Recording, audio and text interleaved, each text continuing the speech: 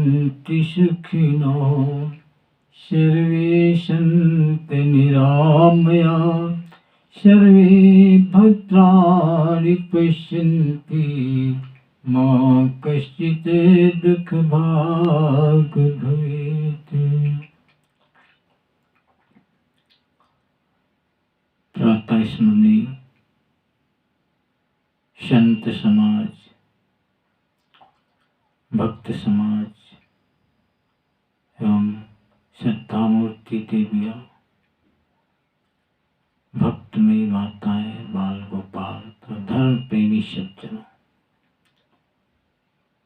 आज्ञा एक कुछ निवेदन के लिए आज्ञा पारनाथ निवेदन प्रस्तुत।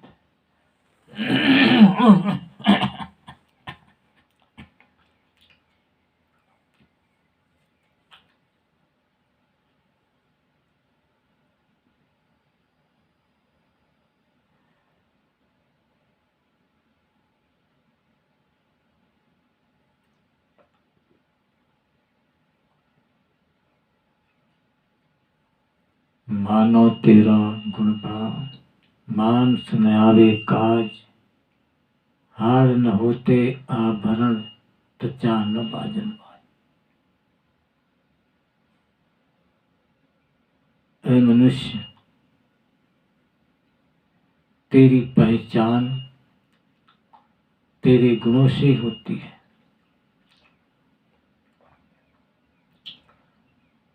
तेरे हाड़ मांस चमड़ा किसी काम का नहीं है।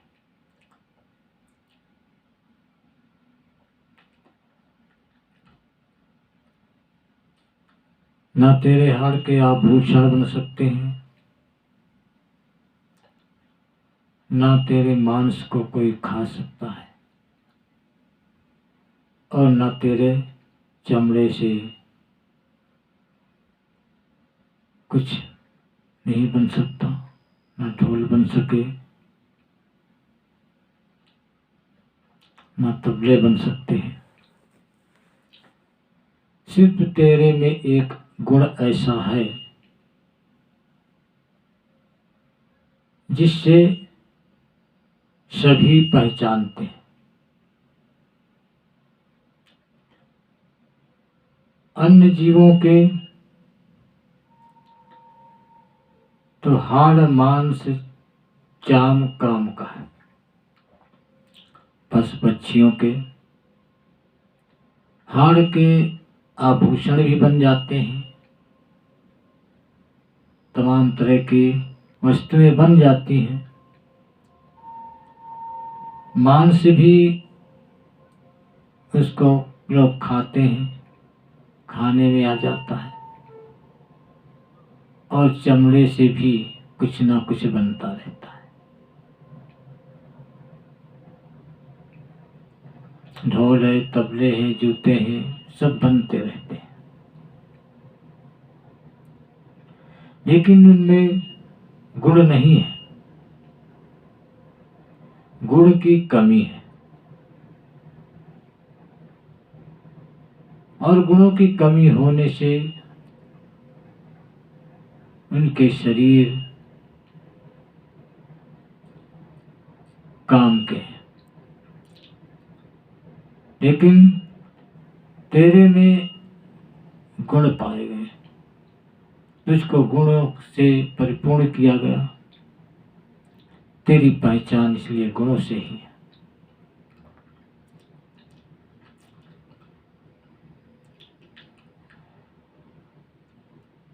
लेकिन अपने गुणों को पहचान कर और सदुपयोग करें। जिस मनुष्य के अंदर गुण नहीं है उसको कोई नहीं पहचानता, ना कोई उसके पास बैठता है, ना कोई उससे बोलता है, ना कोई उसे सम्मान देता है।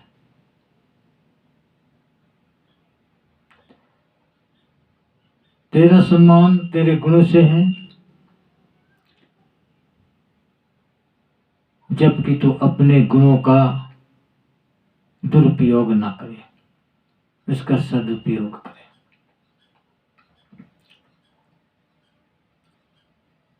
दुर्गुण अपने अंदर ना लाए, सद्गुण ही लाए।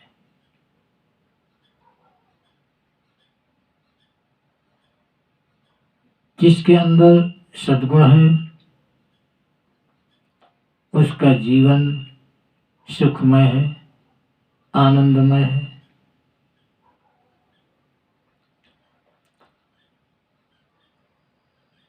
और परमानंद की अनुभूति भी करता है।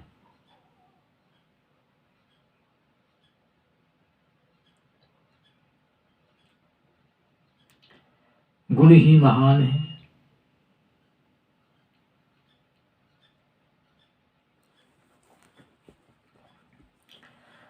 और जिसके अंदर दुर्गुण है वो हर समय उलझा रहता है, उसका मन स्वतंत्र नहीं रहता, किसी न किसी टेंशन से वो व्यस्त रहता है। हर समय दूसरों का अहित ही सोचता रहता है, किसका कैसे नुकसान हो जाए, किसकी कैसे हानि हो जाए, वो बढ़ने न पाए। इन बातों में हर समय वो उलझा ही रहता है, तो उसको सुख की अनुभूति कहाँ होगी।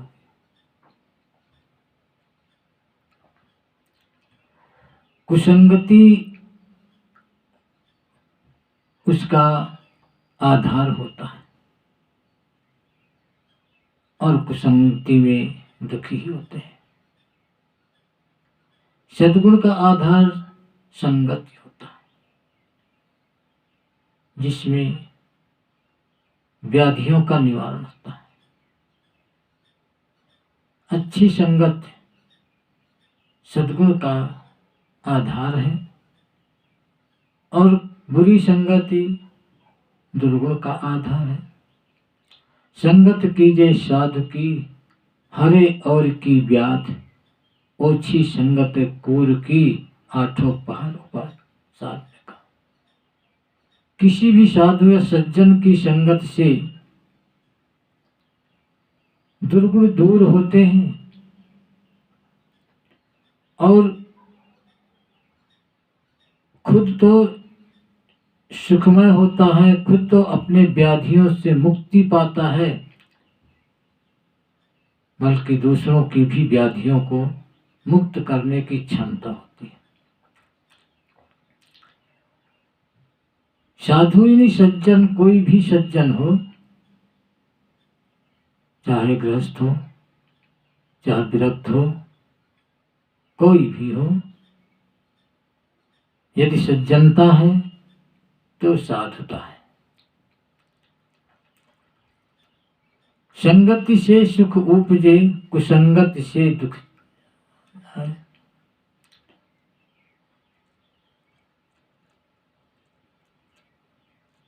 कहे कबीर तहाँ जाइए जहाँ अपनी संगत हो।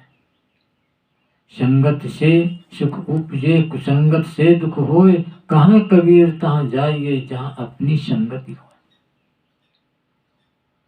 सदैव अपनी ही संगति में सुख मिलता है, दूसरों की संगति में दुख मिलता है।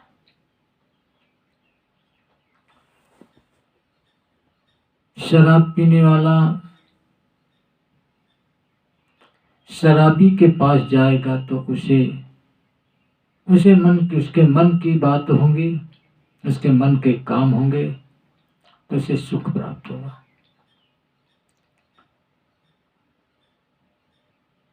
यदि कोई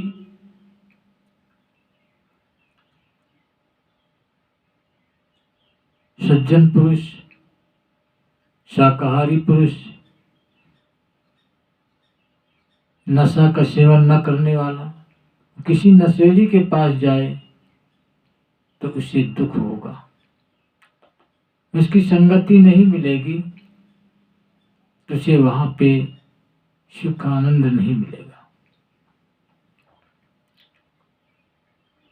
इसलिए अपनी ही संगति के जब व्यक्ति होते हैं तो आनंद कुछ मिलता है, सुख मिलता है।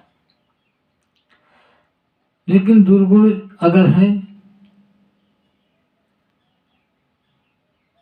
तो उसके अंदर देखे तो उस दुखी हो रहता है, हर समय वो दुखी रहता है, टेंशन रहता है। नशेड़ी नशा की तलाश में लगा रहता है, गंजेड़ी गांजे की तलाश में लगा रहता है।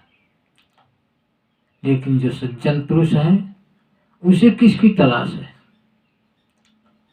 वो खुद ही सज्जन है, खुद ही वो सुख की खान पर है, उसे कौन सा सुख ढूंढना है? किसी चीज की टेंशन नहीं। और जो दुर्गुणी होते हैं उनका जीवन बर्बाद होता है, धन मान सम्मान सभी खो जाता है।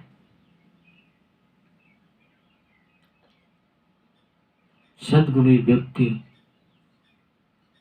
हर समय सम्मानित रहता है।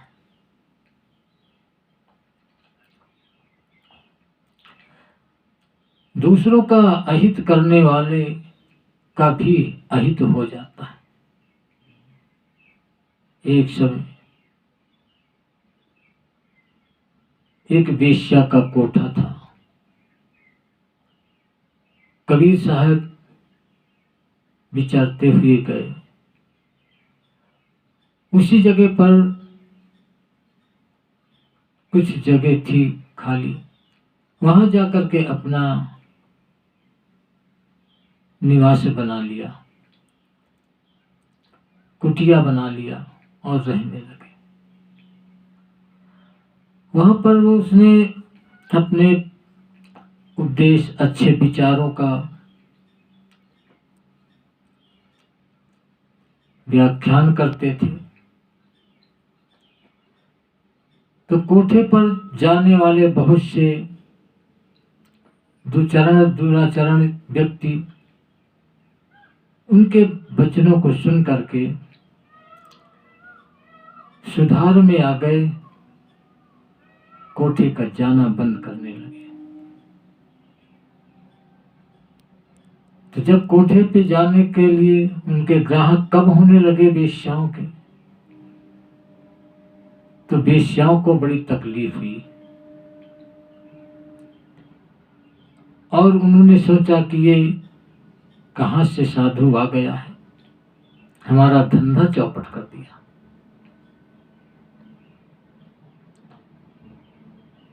एक दिन उन वेश्याओं ने अपने दोस्तों से कहा, इस साधु को यहां से भगाओ। बहुत प्रयास किए लोगों ने, नहीं भगे। कबीर साहब दुर्गुण से तो दूर थे, सद्गुणी व्यक्ति, विद्वान, ज्ञानी, शरीर मुक्त, उनको क्या परवाह थी। जब नहीं भगे तो उन वेश्याओं ने अपने दोस्तों से कह करके कबीर साहब की कुटिया में आग लगवा दिया। कबीर साहब की कुटिया जलने लगी, आग तेजी से जल रही थी और कबीर साहब वैसे प्रसन्न थे, कोई दुख नहीं था उनको, देख रहे थे जल रही है, खुशी है। वेश्या देखती रही कि कबीर साहब की कुटिया जल रही है, लेकिन फिर भी ये इसके अंदर कोई दुख नहीं है। ऐसा हवा का झोंका आया, इस कुटिया से आग उड़ करके इस कोठे पर पहुंच गई और कोठा जलने लगा। कोठे की सुंदरता, पर्दे सब जलने लगे। वेश्या को तकलीफ होने लगी। वो वेश्याएं आकर के कबीर खाब के ऊपर टूट पड़ी और बोली, तुमने हमारा कोठा जला दिया। कितने सुंदर पर्दे लगे, दरवाजे लगे, सजाया हुआ हमारा कोठा सब नष्ट कर दिया। कबीर साहब सुनते रहे। जब बार बार प्रताड़ित करने लगी तो कबीर साहब ने कहा कि मैंने तो कुछ नहीं किया और न तूने कुछ किया, न मेरी कुटिया में तूने आग लगाया, न तेरे कोठे पर मैंने आग लगाया। न तेरा दोष न मेरा दोष। तेरे यारों ने मेरी कुटिया पे आग लगाया है तो मेरे भी तो यार हैं। ये तेरे यारों को तकलीफ हुई है, वो मेरी कुटिया को जलाया तो मेरे भी यार है, उसको तकलीफ हुई तो तेरे कोठे को जला दिया। मेरा क्या दोष है?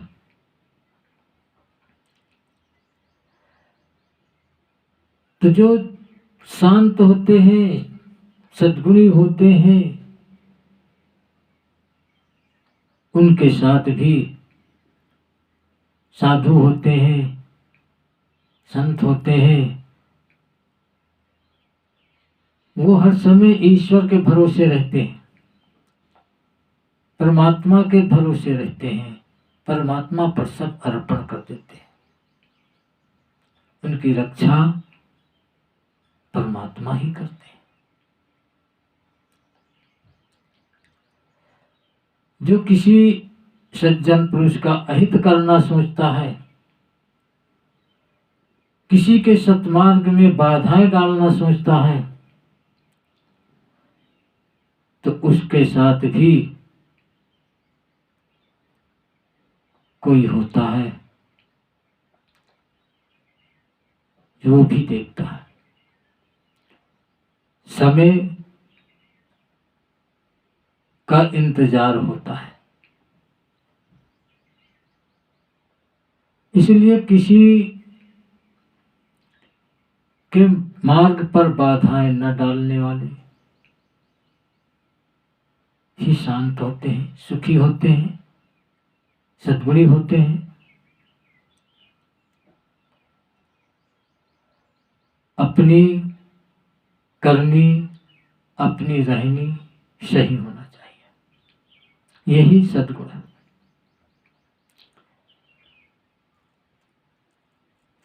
दया, क्षमा, शील, विचार, विवेक, यही सद्गुण है। जिसके अंदर ये चीजें होती हैं वो संसार में हर समय पूजनीय होता है, किसी को कष्ट नहीं देता है। कोई कुछ कहता है वो सुन लेता है, वो सदैव ये सोचता है कि मुझे कौन क्या कहेगा, मुझको कौन कह सकता है। कहेगा तो इस देह को कहेगा, इस नाम को कहेगा, मुझे क्या कहेगा। मुझ तक तो पहुंच ही नहीं पाता कोई। तो शांत सद्गुणी व्यक्ति को हर जगह पे उसका स्थान होता है। फिर किसी सज्जन को बुरा कहने से पहले सोच लेना चाहिए कि ये व्यक्ति है कैसा, जिस पर कोई असर न पड़े, उस पर कुछ कहने से क्या लाभ। अपनी ही जबान को, अपने ही मन को गंदा करना।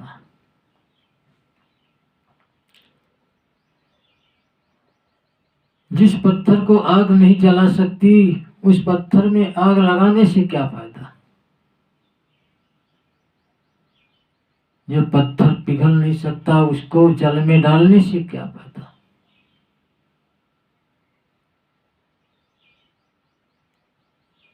अपने ही मन को खराब करना, अपने मन को शुद्ध नहीं करते, अपने को संभालते नहीं हैं, अपने ध्यान का एकाग्र नहीं करते, दूसरों की ओर ध्यान देते हैं, दूसरों को खुद नहीं समझना चाहते, दूसरे को समझाते हैं, खुद नहीं सुधारना चाहते, दूसरों को सुधारने की कोशिश करते हैं। ये मनुष्य की भूल है, ये दुर्गुण है। सद्गुण यही है कि स्वयं अपने को देखें, अपने को पहचाने और अपनी सुधार करें। ये सद्गुण है। हम सुधरेंगे, संसार सुधरेगा।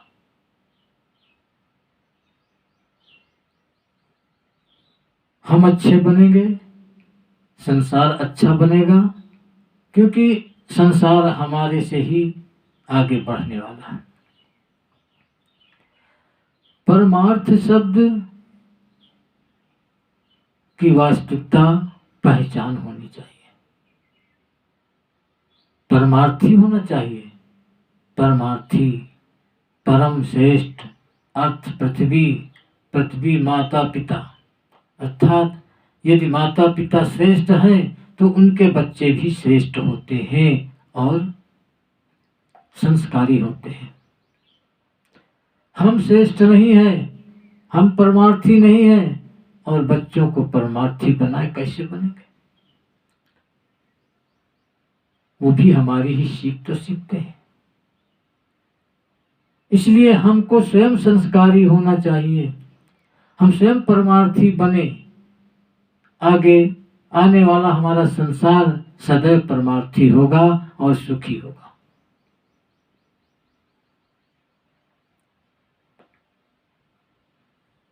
ये इसीलिए कहा है, मानो तेरा गुण बड़ा मान सुनावे। तेरा गुण बड़ा है तो गुणों से पहचाना जाता है। अपने गुणों की ओर देख, हमारा गुण क्या है, अपने स्वाभाविक गुणों को पहचान। पशु अपने स्वाभाविक गुणों से परे नहीं होता है,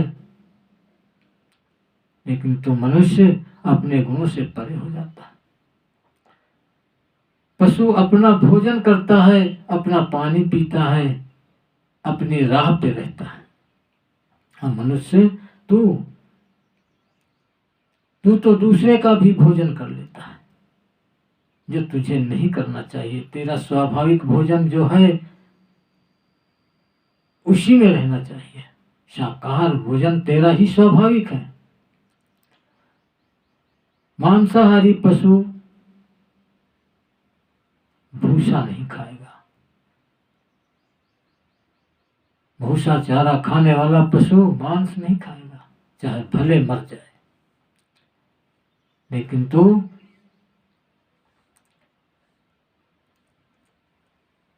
तो अपने भोजन को छोड़ करके दूसरे के भोजन को कर अपना रहा है। तेरा ये सद्गुण नहीं है, ये तो तेरा दुर्गुण है। तेरे अंदर बीमारियां क्यों ना आए। जब तू बीमारियों का भोजन करेगा तो बीमारियां तो आएंगी।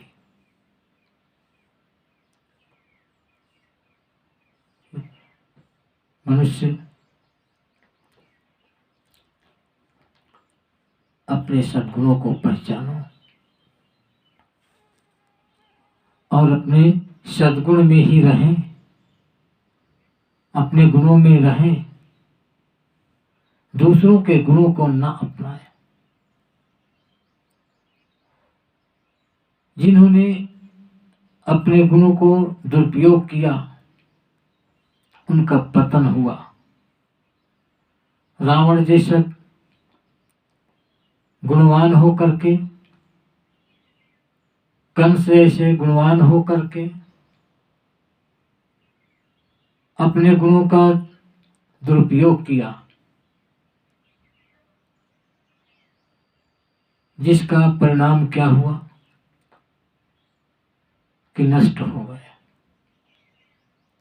आज भी जो मनुष्य अपने गुणों को नहीं पहचानता, दुर्गुणों का उपयोग करता है, वो भी नष्ट होता जा रहा है और होता रहेगा।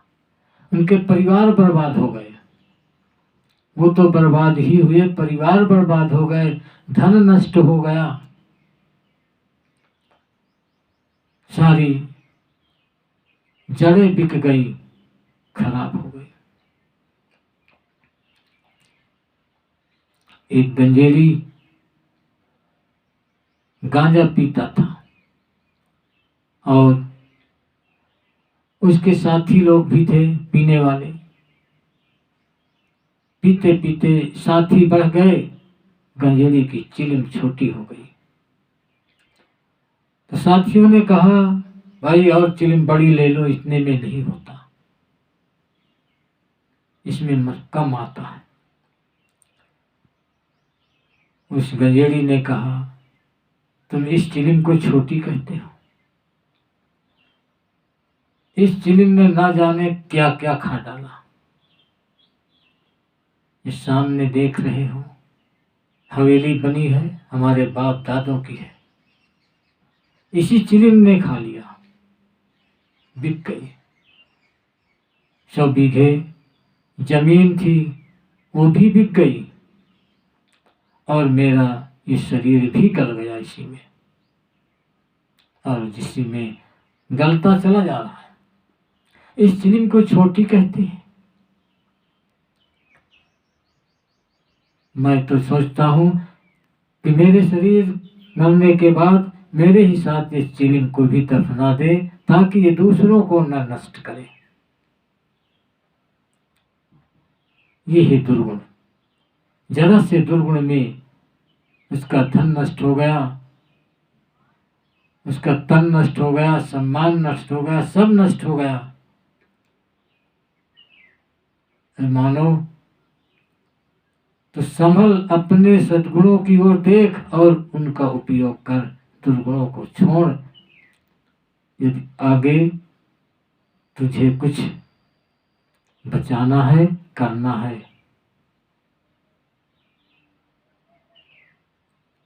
वरना तू इसी तरह पतन की ओर जाता रहेगा, जाता रहेगा। किसी के मार्ग पर बाधा न बन, नहीं तो तू खुद बाधित हो जाएगा।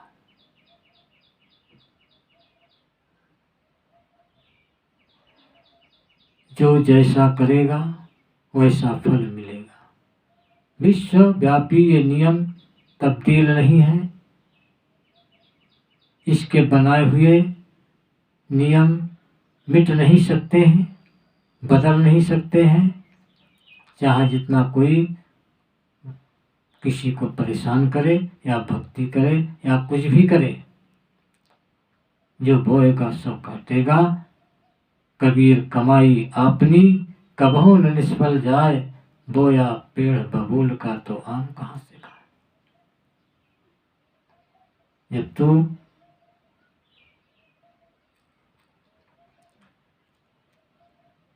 व्याधियां रूपी बीज बोएगा अपने शरीर में, तो क्या तू अमृत पाएगा? विष बोएगा तो विष ही पाएगा।